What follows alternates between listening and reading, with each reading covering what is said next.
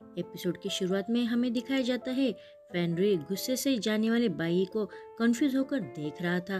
तभी उसे अपने टैब में तेंगजिंग की लोकेशन का पता चलता है। वो जल्दी ही चेनी को कॉल करके कहता है कि मैंने टारगेट का पता लगा लिया है। अगले सीन में हम देखते हैं कि चेनी, एडी और उनके कुछ साथी तेंगजिंग के को पकड़ने के लिए फेनरी ने बताए हुए लोकेशन पर आते हैं। जिंगतिंग को पकड़ने के लिए वो इधर उधर दबे पाव खोजने लगते हैं। एडी फेनरी को कॉल करके कहता है, क्या तुम्हें यकीन है कि जिंगतिंग यही मिलेगा? फेनरी लैपटॉप में से उन्हें सब इन्फॉर्मेशन दे रहा था। वो कहता है ट्रैकिंग सिस्टम के अनुसार जिंगतिंग को छुपने की वही जगह है, वो ज्यादा टाइम पर वही रहता है। एडी, चेनी इधर उधर जिंगतिंग को ढूंढने लगते हैं। एडी कहता है ये कैसी जगह है? तभी उन्हें जिंगतिंग दिखाई देता है। वो अपने आदमी को जोर जोर से डांटते हुए उस पर चिल्लाता है। एडी बिना सोचे समझे डायरेक्ट जिंगतिंग पर अटैक कर देता है। जिंगतिंग उसे देखकर कहता है फिर से तुम? और इस तरह चेनी का ग्रुप और जिंगतिंग के ग्रुप में लड़ाई शुरू होती है। दोनों ही तरफ के लोग एक दूसरे को जोर जोर से पीटने लगते हैं। एडी जिंगतिंग को मारता है। जिंगतिंग बुरी तरह मार खाकर नीचे गिरता है, पर वो फिर से खड़ा होकर चाकू निकालकर चेनी पर हमला करने जाता है। एडी और चेनी फाइट के दौरान भी एक दूसरे को डिफेंड करते हैं, पर चेनी उसे फिर मारता है। जिंगतिंग फिर नीचे गिर जाता है तो एडी उसके पास जाकर उसे चाकू से मारने की कोशिश करता है।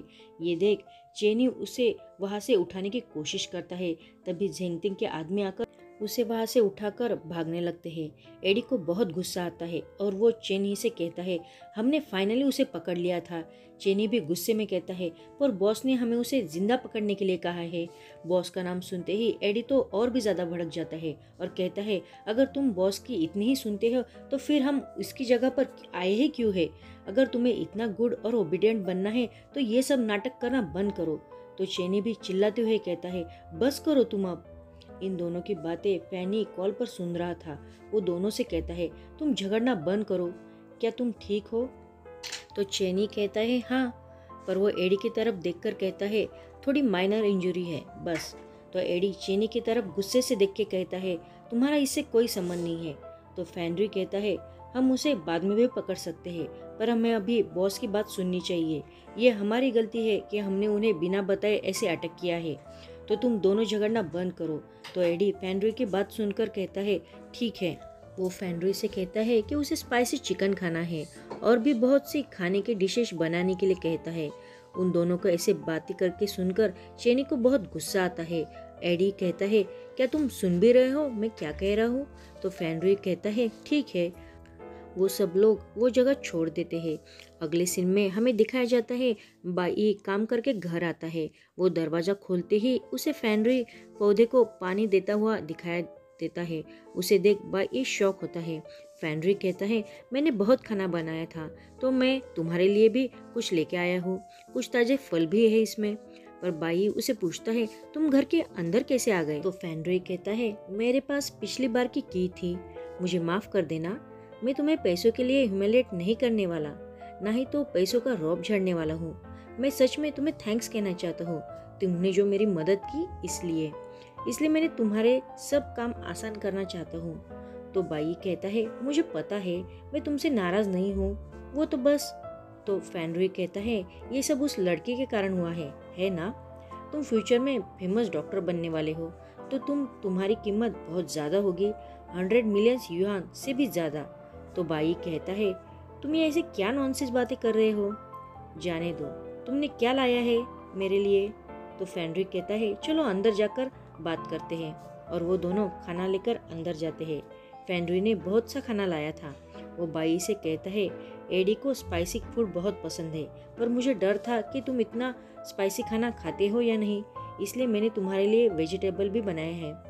बाई स्माइल करके खाने लगता है। वो वेजिटेबल और राइस ही खाता है।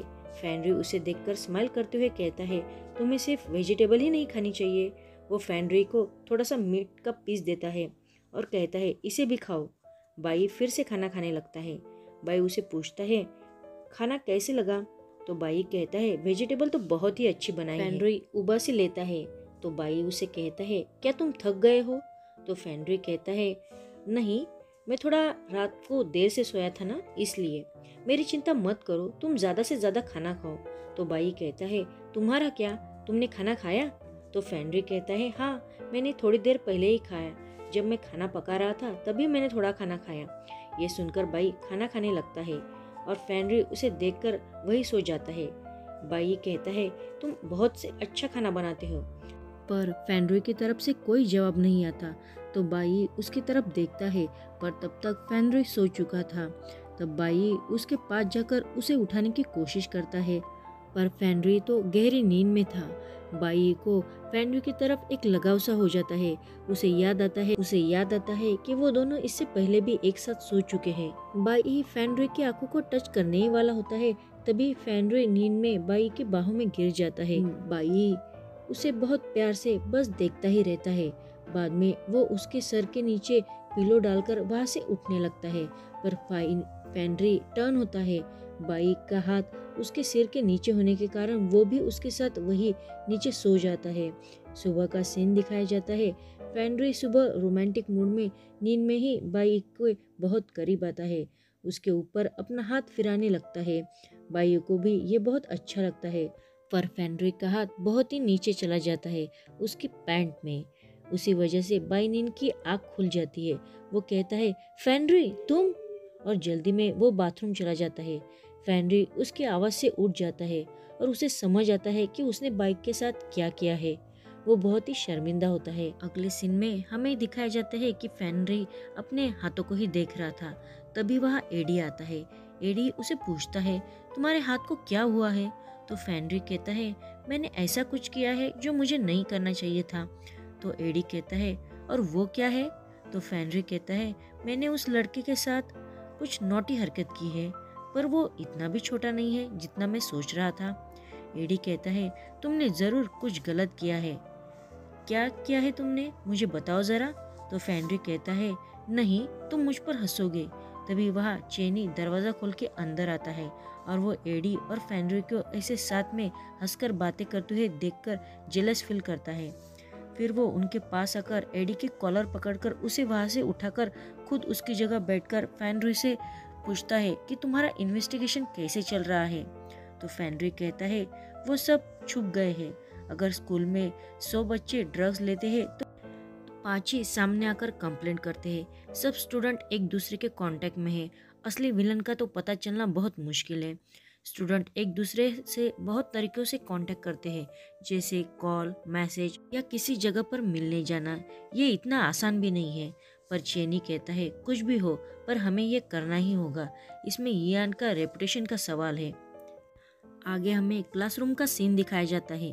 फेनरी क्लास लेने के लिए आता है। उसे बाई उसकी जगह पर नहीं दिखाई देता, तो फेनरी सबको बाई के बारे में पूछता है। तो जोंग बताता है डायरेक्टर सॉन्ग उसे अपने साथ लेके गए हैं क्योंकि जेमई ने कंप्लेंट की है कि बाई ने उसे जानबूझकर गिराया है। ये सुनकर फेनरी वहाँ से जल्दी में निकल जाता है। सब स्टूडेंट उसकी इस हरकत से एक दूसरे की तरफ देखते रहते हैं। जोंग अपने दोस्त से कहता है, सर गाओ को क्या हुआ है? उसे बाई की इतनी फिक्र क्यों है? फेनरी भागते हुए बाई के पास आने लगता है। हमें दिखाया जाता है कि उस लड़के की माँ बाई को माफ़ी मांगने के लिए मजबूर कर रही थी और प्रिंसिपल भी कहती है कि बाई, हमें पता है कि तुमने ये जानबूझकर नहीं किया है, पर तुम्हें माफ़ी मांगनी चाहिए। तभी वहाँ फेनरी आकर बाई के साइड में खड़े रहता है। तभी डायरेक्टर सॉन्ग कहती है, मुझे माफ़ करना, पर मैं यहाँ संभालती हूँ। मिस्टर गुआ, आप यहाँ से चले जाइए। तभी फेनरी कहता है, मैं यहाँ से कहीं नहीं जाऊँगा और ये मेरे घर का मामला है, ये मेरा कज़न है। फेनरी आगे कहता है, अरे, एक इंजर्ड लड़के को आपने ऐसे कैसे खड़ा कर दिया? और वो जेमई को बैठकर बहुत प्यार से पूछता है कि ये सब कैसे हुआ? तो वो कहती है कि वो खड़ी थी और सडनली बाई ने उसकी तरफ आकर उसे धक्का दिया और नीचे गिरा दिया। पर बाई कहता है, मैंने उसे कुछ नहीं किया। तो फेनरी उसे चुप कर देता है। तो फेनरी उसे एक्शन करके पूछता है, क्या बाई ने तुम्हें सामने से धक्का दिया? तो वो लड़की कहती है, हाँ एग्जैक्टली ऐसे ही धक्का दिया। वो बाई को डिफेंड करते हुए कहता है कि अगर बाई ने उसे गिराया होता तो वो अपने पीठ पर गिरती, ना ही कि अपने नीज पर। उसने अपने नीज को हर्ट किया है, इसका मतलब कि उसे बाई ने नहीं गिराया है। ये सुनकर सब शॉक हो जाते हैं। फेनरी बाई से पूछता है, तो सच में बताओ कि हुआ क्या था? तो तो बाई कहता है कि उसने केमिस्ट्री एक्सपेरिमेंट के क्लास में गलती से सोडियम हाइड्रोक्साइड नीचे गिरा दिया था, तो मुझे लगा कि उसे गलती से टच करेगी तो वो इंजर्ड हो सकती है, इसलिए मैंने उसे बचाया, पर उसने सारा इल्ज़ाम मुझ पर ही डाला। तो प्रिंसिपल मिस्टर गुआ को रोकती है, पर गुआ कहता है, प्रिंसिपल आपको पता है जब तक सच सामने नहीं आता मैं यहाँ से कहीं नहीं जाने वाला।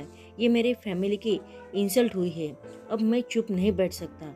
और वो बाई को पकड़कर उसे डिफेंड करते हुए सबके सामने कहता है कि उसने तुम्हारी जान बचाई पर तुमने उसे ही फंसाया, अब हमें क्या करना चाहिए बोलिए।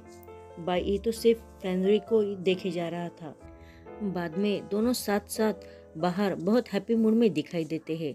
फेनरी कहता है, ये कैसा रहेगा कज़न बनना?